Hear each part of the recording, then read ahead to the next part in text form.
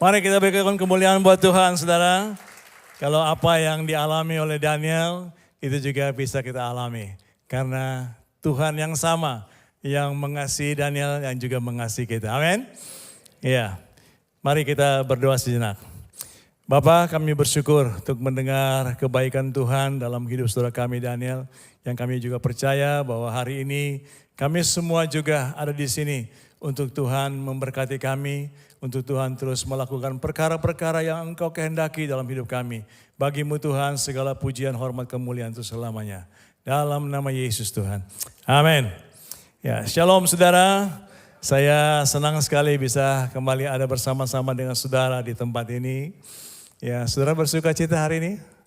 Amin.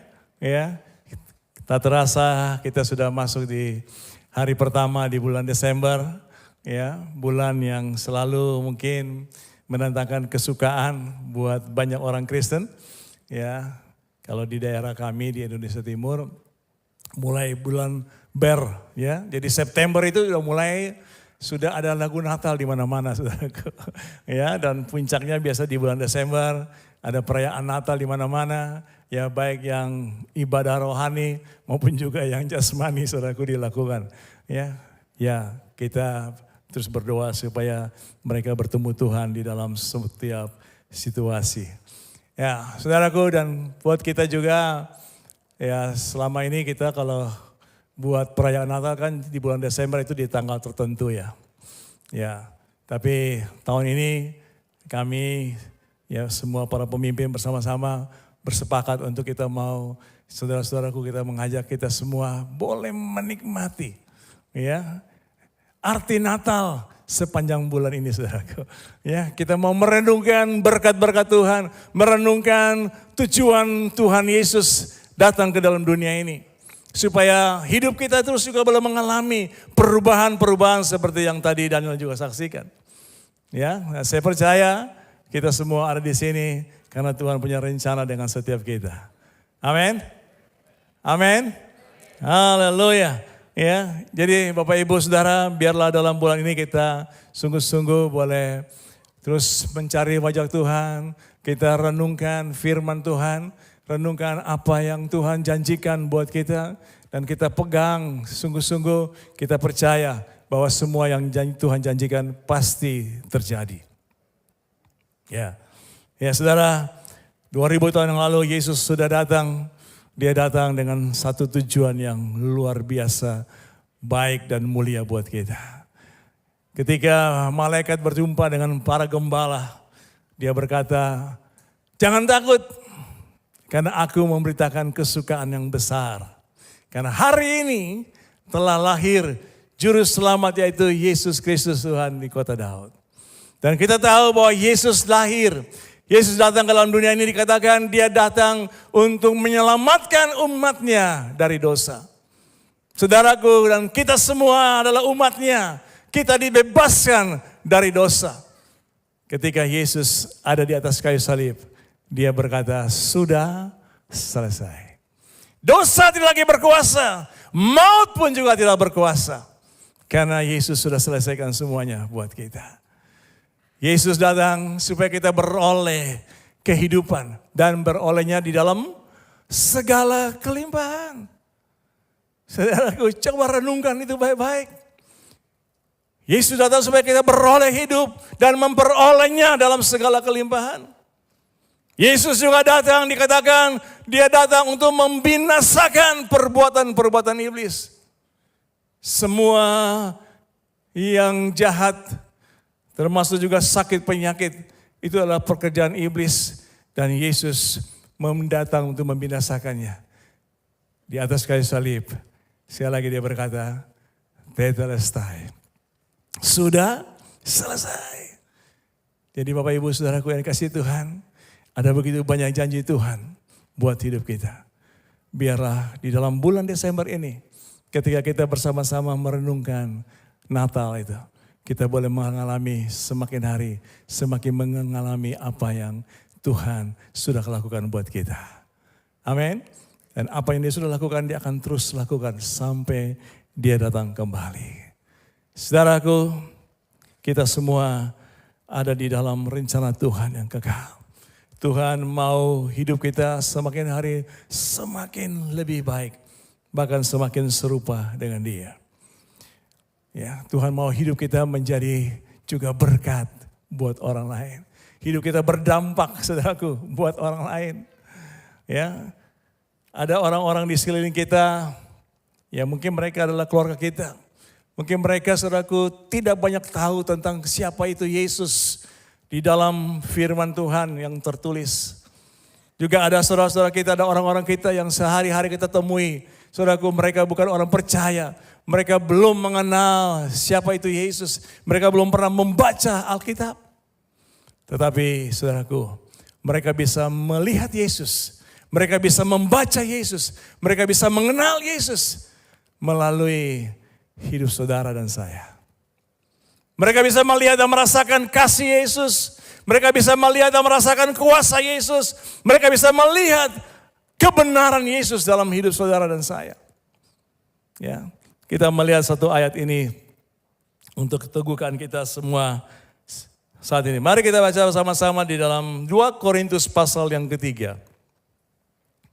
Ayatnya yang kedua dan yang ketiga. Saya kutip dari terjemahan sederhana Indonesia. Demikian bunyinya. Karena kalianlah, ya ini kata Rasul Paulus kepada jemaat di Korintus, yang merupakan surat pengantar kami. Ya, boleh sama-sama kita baca kalimat ini. Cara hidup kalian ibarat surat Kristus yang bisa dilihat dan dibaca oleh semua orang. Surat itu ditulis bukan dengan tinta, melainkan dengan Roh Allah yang hidup. Dan bukan diukir pada batu, melainkan di hati manusia. Nama kalian juga terukir dalam hati kami. Saudaraku, ayat ini yang menunjukkan kepada kita bahwa orang-orang di luar sana yang belum mengenal Yesus dengan benar, mereka bisa melihat Yesus melalui hidup kita. Karena kita ini adalah surat Kristus yang terbuka, yang bisa dibaca oleh semua orang. Mereka bisa melihat perbuatan-perbuatan kita. Apakah perbuatan kita mencerminkan perbuatan Kristus? Mereka bisa mendengar perkataan-perkataan kita. Apakah perkataan-perkataan kita ini juga adalah perkataan Kristus? Karena perkataan Kristus adalah roh yang menghidupkan. Perkataan Kristus menyembuhkan. Perkataan Kristus membangkitkan semangat. Perkataan Kristus memberikan juga kekuatan dan penghiburan. Mereka bisa melihat itu dan mendengar itu lewat saya. Coba katakan sama-sama. Lewat saya. Saudaraku. Ya. Saya bersyukur ya bahwa hari ini saya ada sebagaimana saya ada. Semua karena kasih karunia Tuhan. Dan sejak saya mengalami perjumpaan dengan Tuhan, ketika saya mengalami juga anugerah keselamatan itu, hidup saya Tuhan ubahkan. Dan hidup saya boleh menjadi berkat, menjadi berdampak baik buat keluarga saya pada waktu ya saya masih single, saudaraku. Ya, saya bersyukur, saudaraku. Saya lahir dalam keluarga memang sudah Kristen. Ya, Kristen, ya sudah dari sononya, saudaraku. Ya, sudah turun-temurun Kristen. Tapi ya, hidup saya enggak ada bedanya dengan orang-orang yang bukan Kristen. Orang yang bukan Kristen mabuk, saya juga mabuk. Orang bukan Kristen berzina, saya juga berzina. Orang bukan Kristen juga berkelahi, saya juga berkelahi. Bahkan saya juga membuat ada orang-orang yang baik sebelumnya, orang-orang yang ya dari daerah datang ke Jakarta baik-baik, tapi rusak oleh pergaulan dengan saya. Saudaraku, ya saya hidup dalam kebencian, dalam dendam dengan papa saya terutama. Karena ya sejak kecil saya didisiplin terlalu keras, bahkan ya cenderung kasar, saudaraku. Saya nggak hampir hari-hari saya itu hampir nggak pernah dilewati dengan senyuman papa saya atau dengan hal-hal yang baik ya. Selalu ada aja kena rotan, kena kopel. Dan saya masih ingat saudaraku, ketika saya SMP saya dirantai. Ya saya dirantai. Saya di satu tiang, anjing saya di tiang yang lain. Wah, saudara, itu membuat saya marah sekali karena tetangga lewat-lewat. Kayak Billy lagi ngapain? Lagi duduk-duduk aja. Tapi mereka nggak lihat di kaki saya ada rantai, saudaraku. Ya. Saya marah, saya dendam. Dan saya ingin membalas kepada bapak saya. Tapi puji Tuhan, Tuhan itu baik. Dia sangat baik. Amin. Halo, saudara setuju dengan saya bahwa Tuhan sangat baik? Ya, dia tidak membiarkan saya terus tinggal dalam keadaan yang seperti itu. Dan saya diselamatkan hari Minggu 31 Mei 1981. Dan sejak saya diselamatkan, saya bertobat. Sebelumnya malam Minggu biasanya kita anak muda, ya saudaraku, melakukan hal-hal yang tidak berkenan di hadapan Tuhan. Saya gak pernah berpikir sebelumnya bahwa saya harus bertobat. Tetapi hari itu, lewat seorang teman yang mengajak saya dalam sebuah ibadah, saya diselamatkan. Saudaraku, dan sejak hari itu, dendam, kemarahan yang saya punyai terhadap papa saya seperti diangkat, saudaraku. Dan saya bisa mengasihi papa saya. Saya bisa seperti lupa dengan apa yang pernah dia lakukan. Walaupun hari ini saya masih bisa ingat, saudaraku. Ya. Perlakuannya dia, disiplinnya dia terhadap saya. Sampai tadi saya berkata, saya dirantai, saya masih bisa ingat. Tapi itu tidak lagi melukai hati saya. Karena Kristus sudah menyembuhkan saya.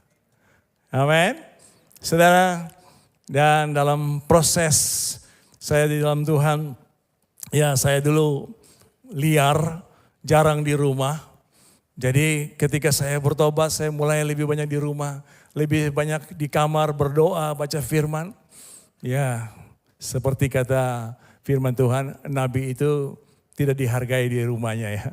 Jadi saya juga mengalami itu. Papa saya berkata sama adik-adik saya, si Billy itu hanya angat-angat tai ayam. Saya nggak tahu apakah dia pernah ngerasain angatnya tai ayam. Ya. Tapi itu kan kata pepatah kan, sudah. Ya. Tapi itu menjadi satu motivasi, dorongan buat saya untuk terus berdoa, Tuhan selamatkan keluarga saya. Kalau memang Tuhan bukan saya yang menyelamatkan, bukan saya yang dipakai Tuhan, Tuhan pakai orang lain. Saudara, gue sampai satu waktu, adik-adik saya berkata kepada saya, waktu hari Minggu saya mau pergi ibadah, waktu itu masih di rumahnya Pak Sofyan Suteja. Mereka berkata, Billy, kami mau ikut kamu. Mau ikut kemana? Ya ikut ibadah kamu. Saya bilang, kenapa kamu mau ikut saya?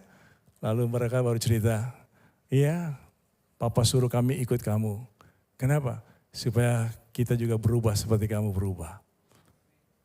Ya, saudaraku, wah, ya saya bersyukur dan itu tidak membuat saya jadi puas. Saya terus berdoa, Tuhan, selamatkan keluarga saya. Dan ya beberapa tahun kemudian, Papa saya pun juga Tuhan selamatkan. Ya, dia lahir baru. Ya, dan dia kemudian dibaptis, ya itu Pak Ari Senjaya yang baptis papa dan mama saya. Dan sekarang mereka sudah ada di rumah yang kekal. Kita akan berjumpa lagi nanti di dalam kemuliaan Tuhan. Saudara, dan lewat papa saya, saudara-saudaranya yang lain juga kemudian mulai saudaraku sungguh-sungguh dengan Tuhan. Jadi mulai dari saya. Saudaraku, semua perubahan dari yang tidak baik menjadi baik, bahkan menjadi semakin baik, itu dimulai dari perubahan hidup saya. Bukan orang lain lebih dulu bertobat, bukan orang lain lebih dulu berubah, baru saya berubah. Ya, mungkin suami istri, ya suami berharap istri kamu berubah, baru saya berubah. Atau istri berharap suami berubah, baru saya berubah. Nah, perubahan itu terjadi mulai dari saya. Boleh katakan bersama-sama dengan saya? Perubahan terjadi mulai dari saya. Amin. Ya, saudaraku, Bapak Ibu yang Tuhan kasihi. Karena Tuhan sudah punya rencana yang sungguh besar, sungguh indah dan mulia buat kita. Tadi Ketika Bapak Ibu masuk ke ruang ini, Bapak Ibu melewati lorong cermin. Tadi ada lewat lorong cermin? Ya, mungkin ada yang sebagian kalau lewat lorong kega, saudara nggak lihat. Dan mungkin saudara kok lewat cermin lorong itu saudara biasa aja gitu ya. Apa sih ini kok ya dekorasinya seperti ini gitu, gelap ya. Tapi saudaraku itu ada maknanya. Ya, itu teman-teman kita nih, saudara kita dengan hikmat dan ide dari Tuhan, mereka membuat dekorasi seperti itu. Saudaraku kalau nanti saudara keluar, saudara perhatikan lagi. Itu cermin mulai dari yang samar sampai terang benderang. Sampai kita bisa melihat muka kita dengan jelas. Itu adalah gambaran dari apa yang Tuhan ingin lakukan di tengah-tengah kita, saudaraku.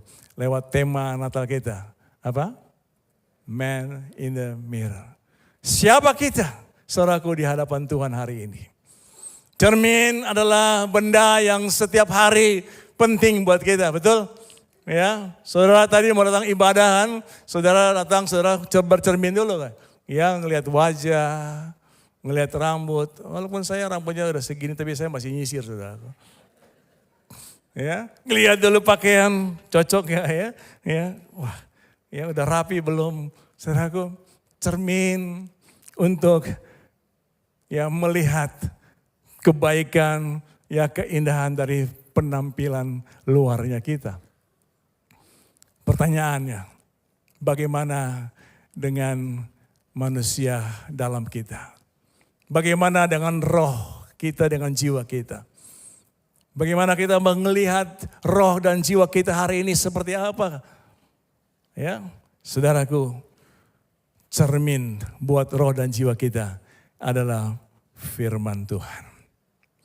Ya, lewat firman Tuhan kita bisa melihat bagaimana keadaan rohani kita.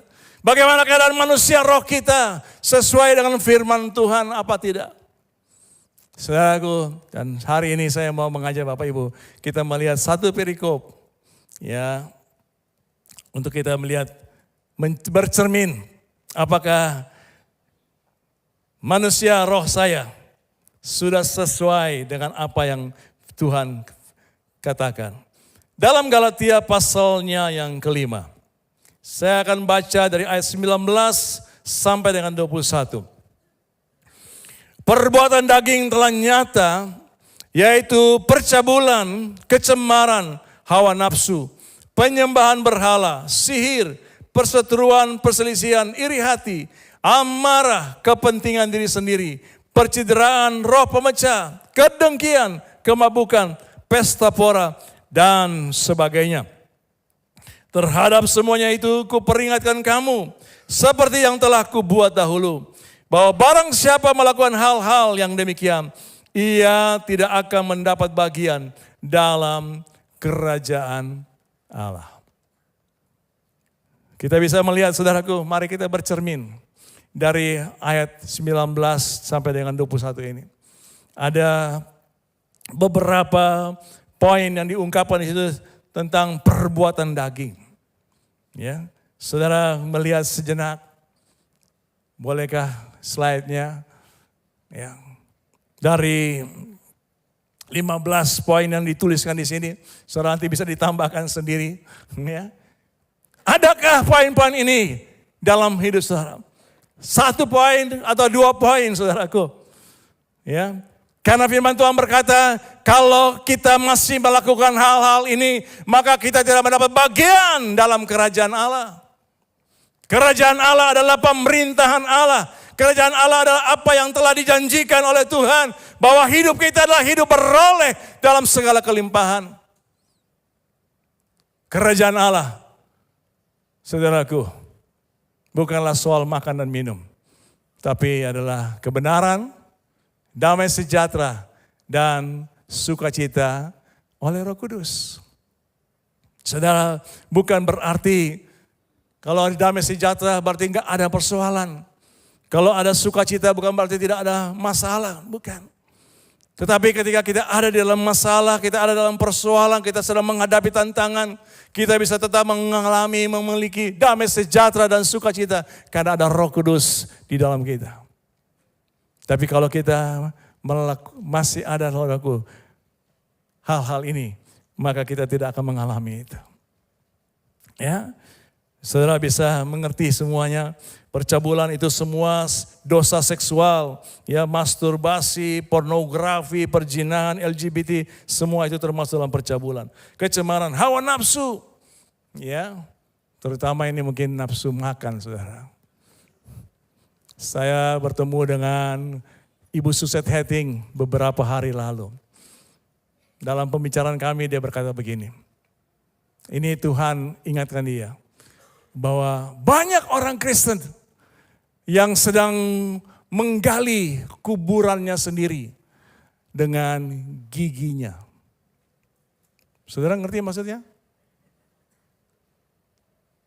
Menggali kuburannya sendiri dengan giginya, artinya saudaraku, karena nafsu makan. Jadi kita jadi sakit, saudaraku. Ada penyakit yang memang Tuhan izinkan untuk Tuhan boleh melakukan perbuatan-perbuatan yang besar. Tapi ada penyakit yang karena kita sendiri yang melakukannya. Ya. Tubuh ini adalah bait Allah. Kita jaga tubuh ini, enggak ada hal-hal yang najis yang kita lakukan. Tapi sering kita lupa apa yang kita makan minum, justru itu yang merusak tubuh kita. Jadi mari saudaraku, kita mau sama-sama ya keluar dari hal ini. Penyembahan berhala, saudara ngerti berhala.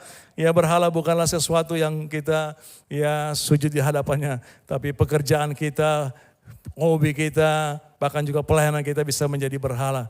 Karena kita lebih mengutamakannya daripada bertemu dengan Tuhan. Ya sihir, ya, roh tenung, rasi bintang. Masih ada yang percaya dengan rasi bintang? Masih ada yang suka baca Taurus, Libra, ya. Saudaraku, tanggal baik, masih ada yang baca begitu? Kalau ada bertobat. Ya. Saudaraku, kita punya bintang Daud, Yesus Kristus Tuhan. Amin. Ya. Amarah. Wow, ya. Saya terus juga berubah, saudaraku, bertobat. Ya. Kepentingan diri sendiri, egois, gak peduli dengan orang lain, ya, dan sebagainya. Saudaraku, jujur, Roh Kudus bisa mengingatkan saudara dan saya.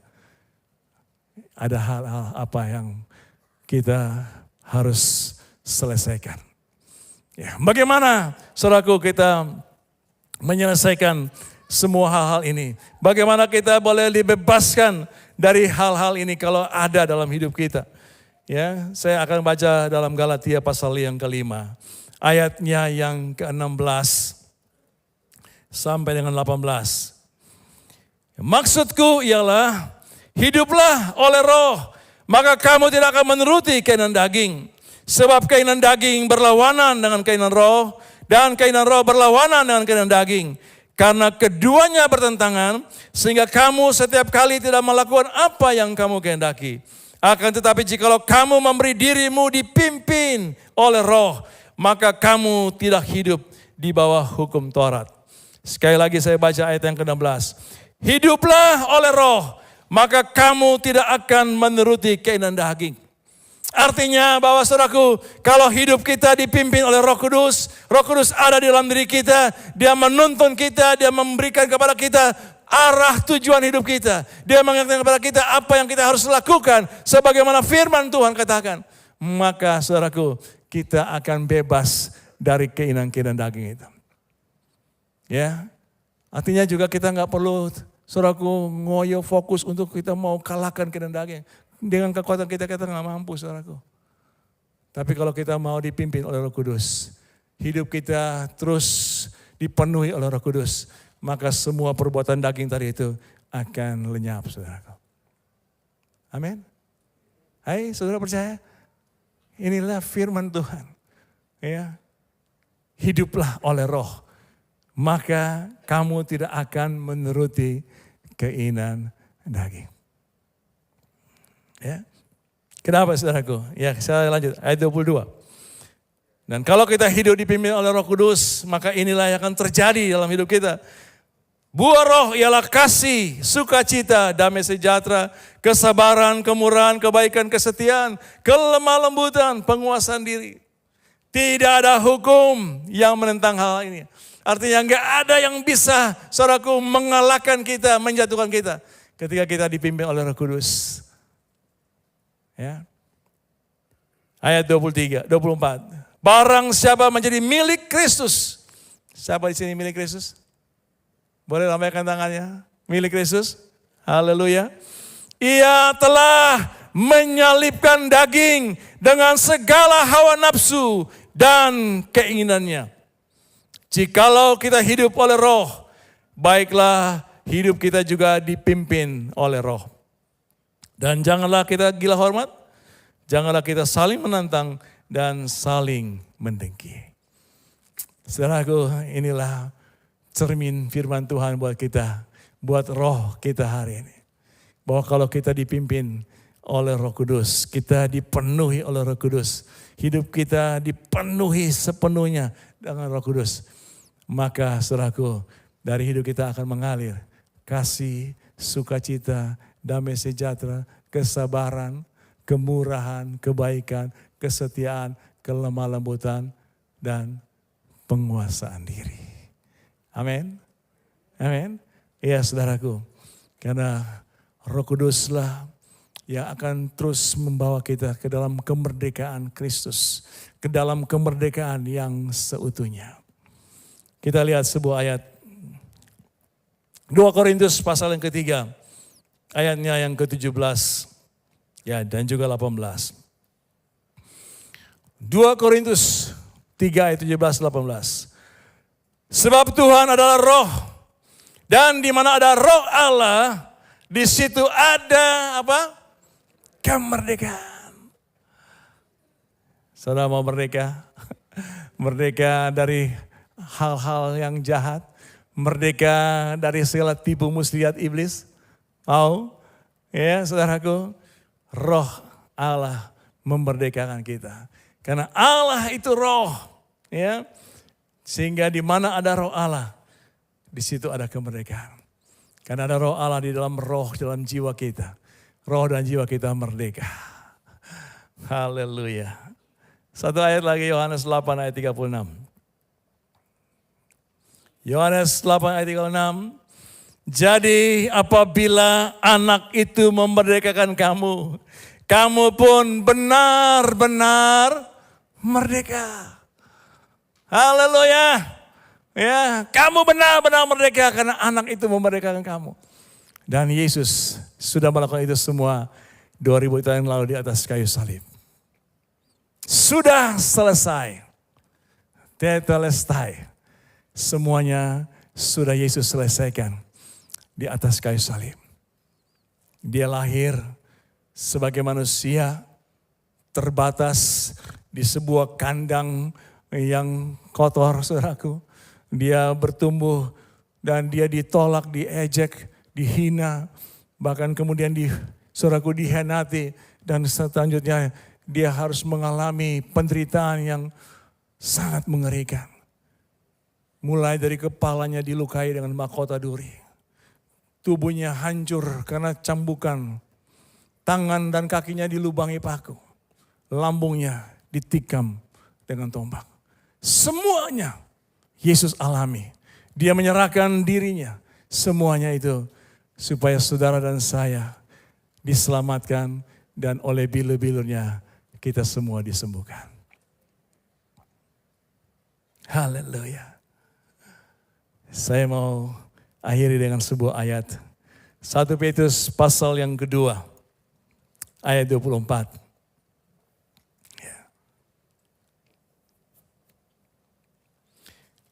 1 Petrus yang kedua ayat 24. Ia sendiri telah memikul dosa kita di dalam tubuhnya di kayu salib, supaya kita yang telah mati terhadap dosa hidup untuk kebenaran. Saudara, kita semua yang telah mati bagi dosa, kita sekarang adalah hidup untuk kebenaran. Amin. Kita akan terus diubahkan dari hari ke hari. Roh Kudus mengubahkan hidup kita sampai kita menjadi serupa dengan Kristus. Ya. kita mesti mengalami itu, saudaraku. Ya. Kalau sekolah minggu dulu ada lagu begini. Aku berubah, sungguh ku berubah, saat ku serahkan semua yang ku kasihi, kini lenyap, yang lebih baik aku dapat. Aku berubah, sungguh ku berubah, saat ku serahkan semua. Amin. Itu lagu yang mestinya kita nyanyi kan terus. Jangan sampai kita nyanyi lagu Aku masih seperti yang dulu. Ya, itu lagu di luar sana, saudaraku. Ya, karena kita sudah mati bagi dosa dan sekarang kita hidup untuk kebenaran.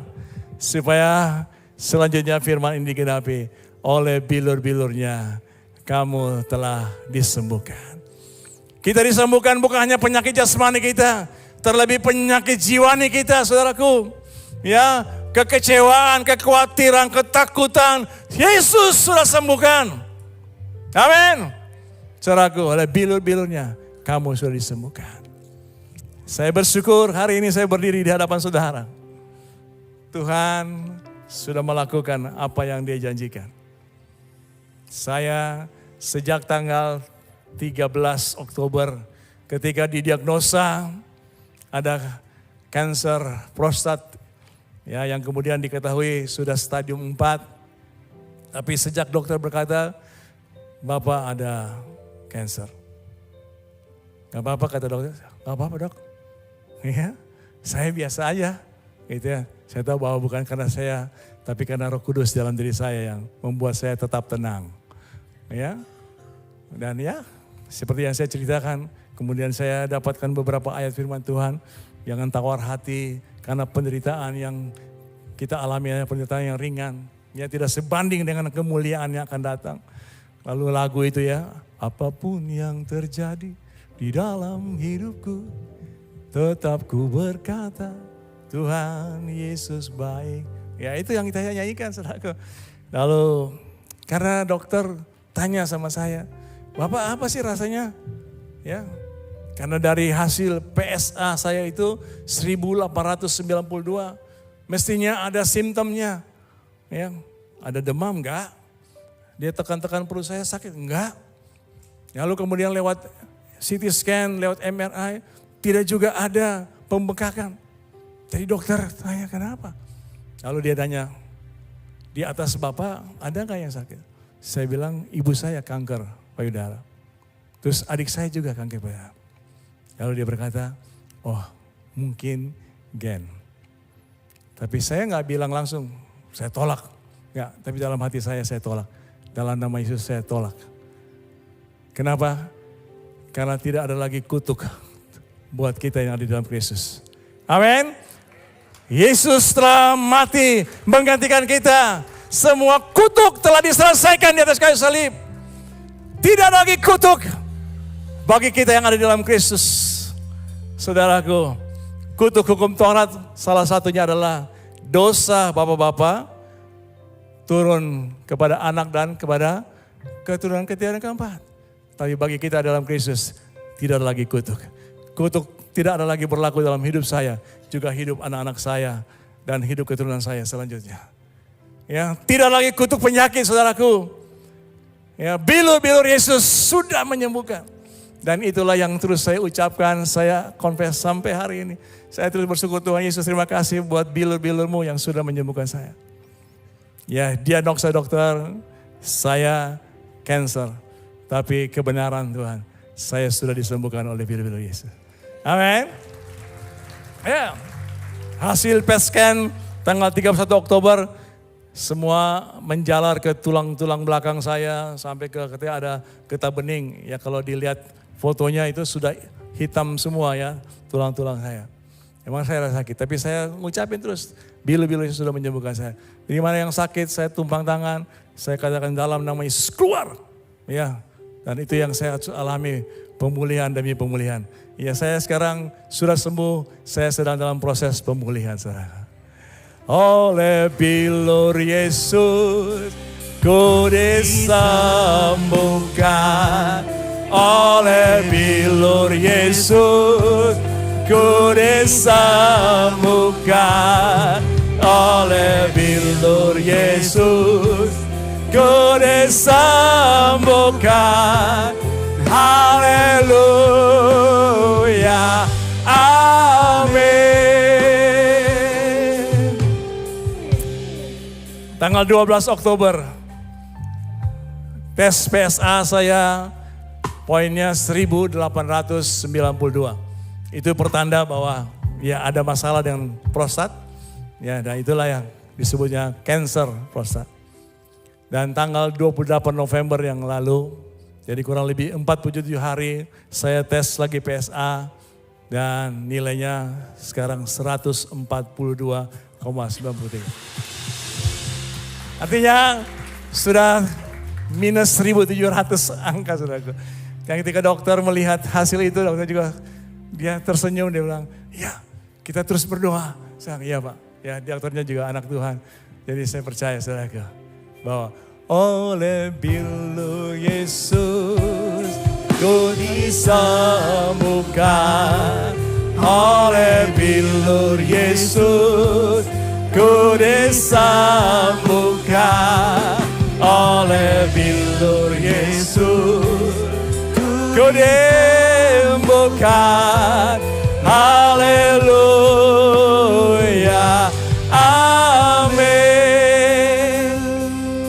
Saudara, saya percaya firman ini bukan hanya buat saya, tapi firman Tuhan ini juga buat saudara semua yang hari ini ada di sini.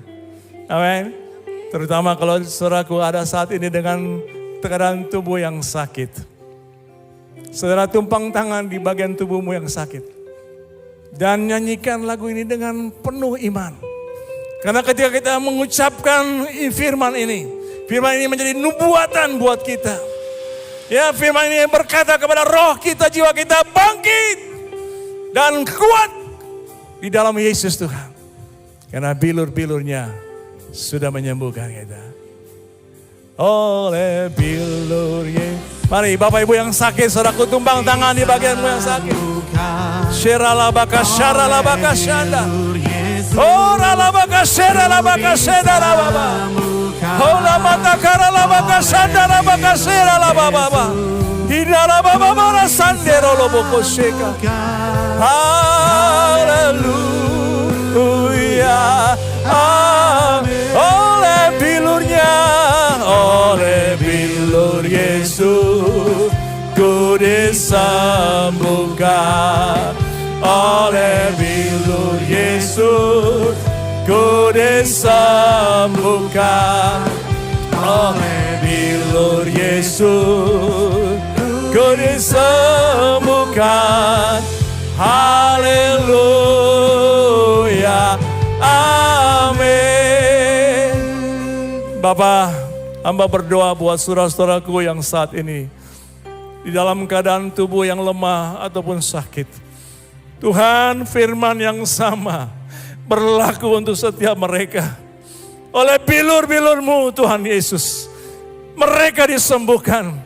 Aku cabut semua akar-akar penyakit di dalam nama Yesus. Akar-akar yang ditanam oleh Bapa dicabut dalam nama Yesus. Kesembuhan terjadi. Kesembuhan terjadi. Mujizat terjadi. Yesus yang menyembuhkan. Yesus yang melakukan semuanya. Haleluya. Haleluya. Yesus melakukan semua yang baik buat Bapak, Ibu, dan saya. Kalau hari ini juga ada masalah dalam keluarga kita. Ada masalah dalam keuangan. Ada masalah dalam pekerjaan kita, dalam bisnis kita. Dengar, Yesus sanggup untuk melakukan semua yang terbaik buat saudara dan saya. Yesus sanggup memulihkan keluargamu. Yesus sanggup memulihkan keuanganmu. Yesus sanggup untuk memulihkan pekerjaanmu. Yesus sanggup untuk mengatasi semua persoalanmu. Di dalam namanya, nama di atas segala nama.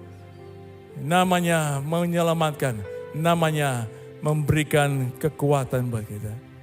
Dalam nama Yesus ku dipulihkan. Dalam nama Yesus ku dipulihkan. Dalam nama Yesus ku dipulihkan. Haleluya. Amin. Dalam nama Yesus. Dalam nama Yesus. Ku diberkati. Ku diberkati. Dalam nama Yesus. Ku diberkati.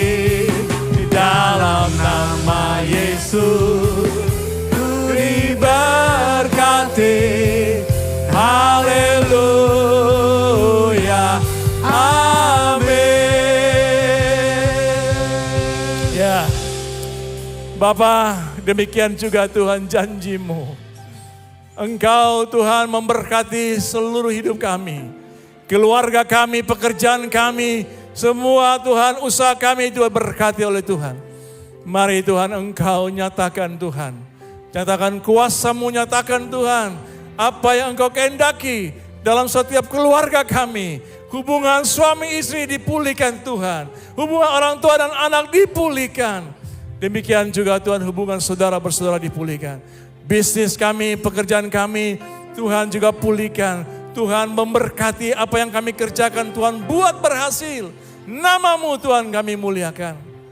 Terima kasih Tuhan. Haleluya. Haleluya.